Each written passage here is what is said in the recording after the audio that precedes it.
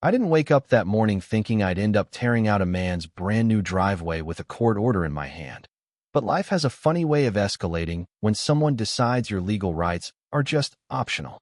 So here's what happened. I own about 20 acres out in rural county land. Not fancy, not flashy, just enough space for horses, some quiet, and a setup I built piece by piece over years, and one of those pieces, probably the most important one, was my private water line. I installed it back in the late 90s, buried it deep, ran it clean from my well across a narrow strip of what used to be my neighbor's land, and tied it into the county main. Totally legal, totally recorded, locked in as a utility easement that gave me full access anytime I needed to maintain or repair it. And for over a decade, it worked perfectly. No drama, no conflict, no issues, just water flowing, horses drinking, life moving on. Then, the neighbor changed. The land next door got bought up by this guy. Let's call him Derek Halston. And from the moment he rolled in, you could tell he wasn't here to live. He was here to build something flashy, sell it, and move on. Luxury developer type, always in a pressed shirt, always in a hurry, always acting like everything around him was just another asset on a spreadsheet.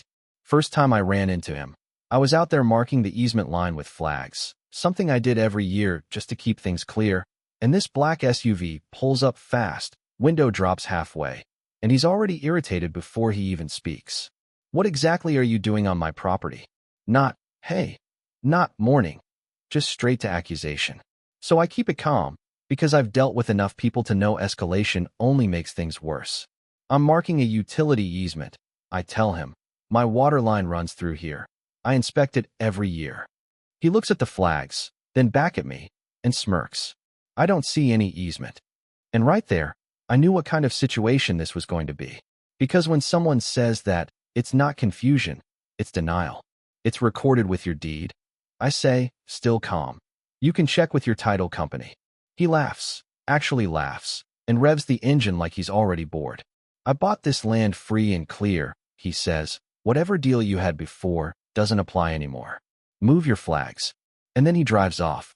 Just like that. Now here's the thing. When someone ignores a legal easement, they're not just being difficult, they're setting up a problem that's going to get expensive real fast. But at that point, I figured maybe he just didn't understand. Maybe his paperwork hadn't caught up yet. So I let it go. Big mistake. About 3 weeks later, one of my boarders calls me, says the water pressure dropped, like noticeably. And when you run a horse property, water isn't optional, it's everything. So I start checking my side. Pump, valves, pressure tank, everything's fine. Which means the problem isn't on my land. And I already had a feeling where this was going. So I walk over toward the easement area, and that's when I see it. Fresh concrete. Not just a patch, not some small slab. This was a full, wide, heavy-duty driveway, at least 8 inches thick, poured straight across the exact path of my water line like it was never there to begin with. No warning, no call, no discussion, just buried. And I'm standing there looking at it, doing the math in my head, because concrete like that doesn't just sit on a pipe. It puts pressure on it, stress, weight, and worst of all, it blocks access. Which means if anything goes wrong, I can't fix it without tearing that whole thing up. So I call him. Immediately. Derek, I say, trying to keep it together. You poured a driveway over my water line. I can't access it now. And his response? Oh yeah. My contractor mentioned something about an old pipe, he says, like he's talking about a tree branch or something. We worked around it. You should be fine. No apology. No concern. Just dismissal. You didn't work around it, I tell him. You paved directly over it. I have legal access to that line. And that's when his tone shifts. Not defensive, dismissive. Sounds like a you problem, he says, almost amused. If your pipe breaks, dig somewhere else. And that right there, that's the moment things changed. Because now it wasn't just ignorance, it was arrogance. That's not how easements work, I say. Pause. Then he hits me with it. Then sue me. Just like that. Cold. Clean. Confident. And I remember standing there after the call ended, just staring at that slab of concrete, thinking, all right, you want to play it like that? Fine. We'll play it like that. All right, let's pause the story for a second, because this is where a lot of people mess up. Not just Derek, but honestly, homeowners in general. From a legal perspective, What Derek did wasn't just kind of wrong. It was fundamentally flawed. An easement isn't some casual agreement you can ignore because you don't like it. It's a recorded property right. It runs with the land, meaning when you buy the property, you inherit it, whether you read the paperwork carefully or not. And yeah, I get it. Developers like him often assume possession is 9/10 of the law, but that's more of a barroom phrase than an actual legal defense. According to standard procedure, before you build anything permanent, especially something like a concrete driveway, you're supposed to verify all encumbrances on the land, easements, access rights, utility lines. That's basic due diligence. Miss that. You're not just careless, you're liable. Now, psychologically, this is where it gets interesting. This is a psychological trap I've seen before. Someone with money, momentum, and a project timeline starts to believe that speed equals authority. Derek didn't verify, because in his mind, progress mattered more than permission. And once he committed, once that concrete was poured, he doubled down, because admitting he messed up would cost him money, reputation, and control. So instead, he reframed the situation. It's not my problem, it's yours. That's not logic, that's ego protection. And here's the dangerous part. People like that don't back down when they're wrong. They escalate, because backing down feels like losing. Which means at this point in the story, this was never going to end with a simple conversation. It was already headed somewhere much bigger. So yeah, once he said, "Then sue me," that wasn't just a throwaway line, it was a decision. And I took him up on it. I reached out to an attorney. Let's call her Marianne Cole, someone who'd been handling property disputes longer than I'd been running my ranch, sharp, direct, the kind of person who doesn't waste words. I brought her everything. My deed, the easement records, old survey maps, maintenance logs, and she barely needed 10 minutes before she leaned back and said, "He's in trouble." Not, "This is complicated," not, "We'll see." Just, clear, confident. "He obstructed a recorded easement," she said, tapping the paperwork. "And if that concrete caused stress damage to your line, which it probably did, he's not just blocking access, he's actively interfering with your property rights." And here's where things started moving fast. Because this wasn't just about inconvenience anymore. I was losing water pressure by the day. What started as a drop turned into a trickle, and with horses on the property, that's not something you can just wait out. So I had to start hauling water in, large tanks, daily runs, costing me about $350 to $400 every single day just to keep things functional. And that adds up real quick. Worse than that, 2 of my boarders pulled out. Said they couldn't risk inconsistent water for their horses. And I couldn't even blame them. So Marianne filed for emergency relief. Not the slow, drawn-out kind. This was expedited. We were asking the court to recognize immediate harm and force action before things got worse. And Derek? Oh, he didn't take it seriously. He posted online, complaining about overregulation, about how rural property owners were being harassed, about how people were trying to take advantage of his development. You know the type, loud in public, confident behind a screen. But none of that matters in a courtroom. About 5 weeks later, we're standing in front of a judge, Judge Elena Ruiz. And here's the part that still sticks with me. She didn't need theatrics. She didn't need long speeches. She just read the documents, looked at both of us, and started asking very specific questions. Is the easement recorded? Yes. Does it grant access for maintenance and repair? Yes. Did the defendant construct a permanent structure over that access point? Also yes. And just like that, you could feel the air shift in the room.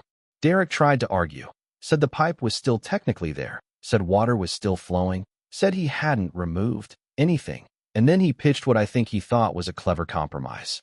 "I can install access panels," he said, "cut sections into the driveway if he needs to get to it."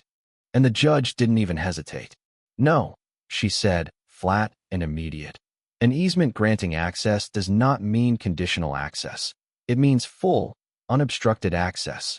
What you're proposing is not a solution, it's a restriction." That was the moment it was over for him. He just didn't know it yet. Because the ruling came down clean and direct.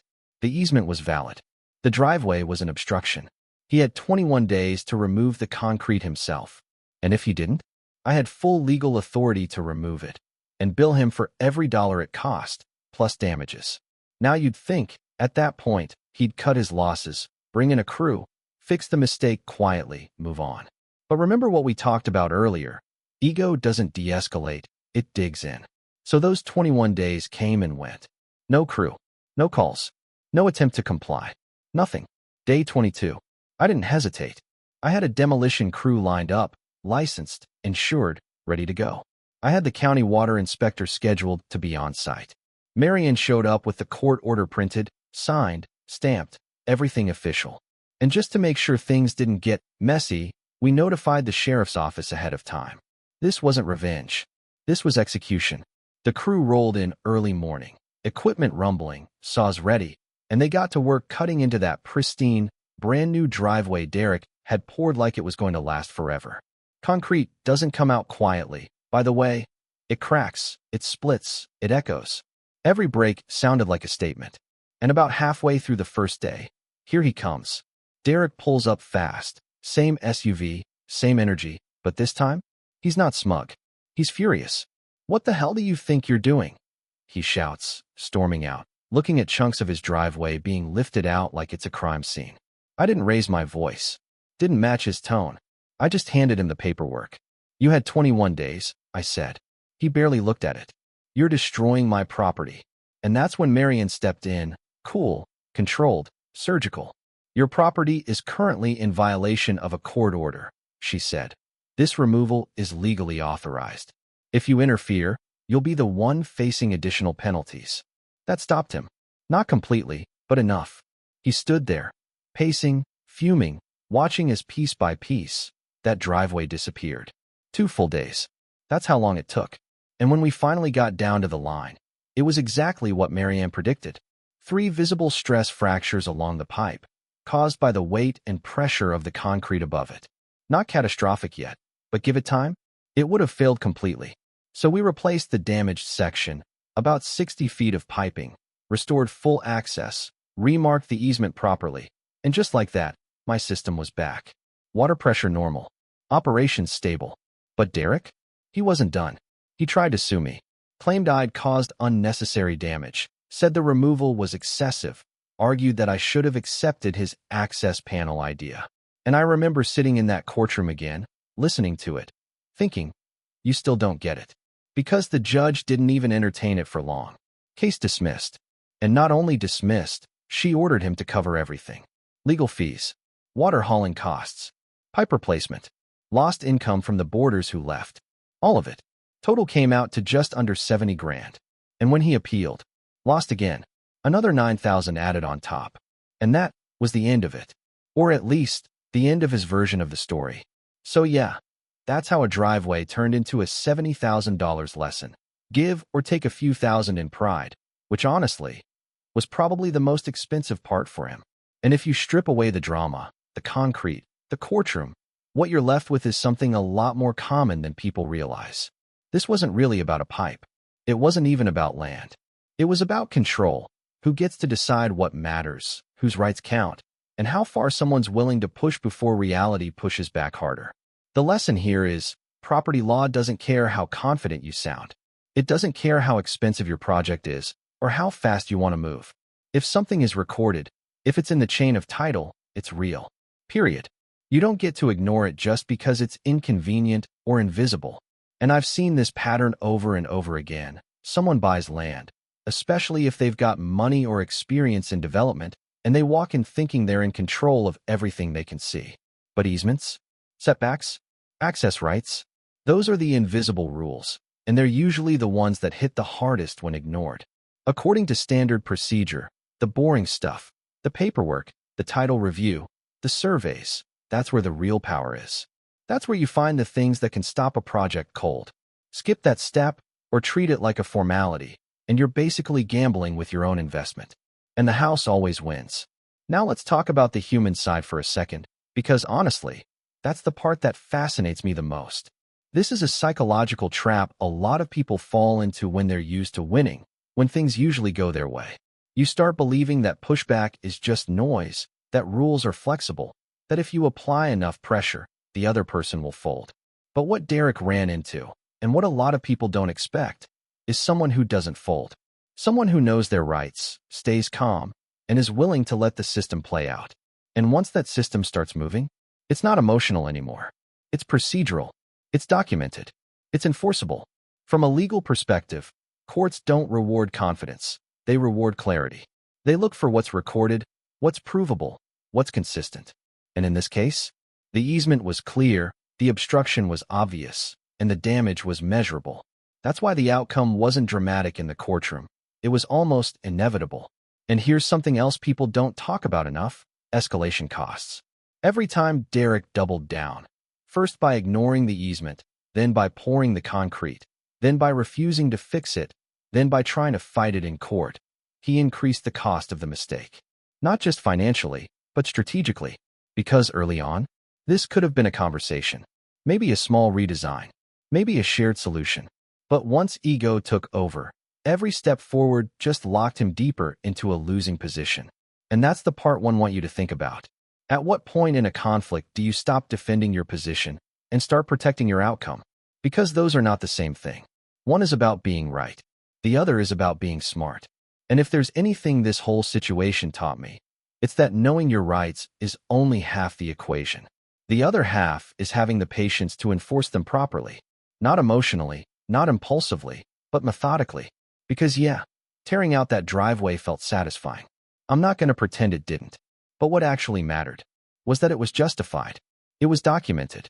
And it held up under scrutiny. So if you're watching this and you own property, or you're thinking about buying land, building something, getting into development, just remember, the stuff you don't see can hurt you the most. Read everything. Verify everything. Respect what's already there, even if it's inconvenient. And if you ever find yourself on the other side of something like this, dealing with someone who thinks they can just push past your rights, don't match their energy. Match their persistence with process. Because in the long run, process wins. Every time. And I'm curious, if you were in that situation, would you have handled it the same way? Or would you have tried to settle it before it got that far?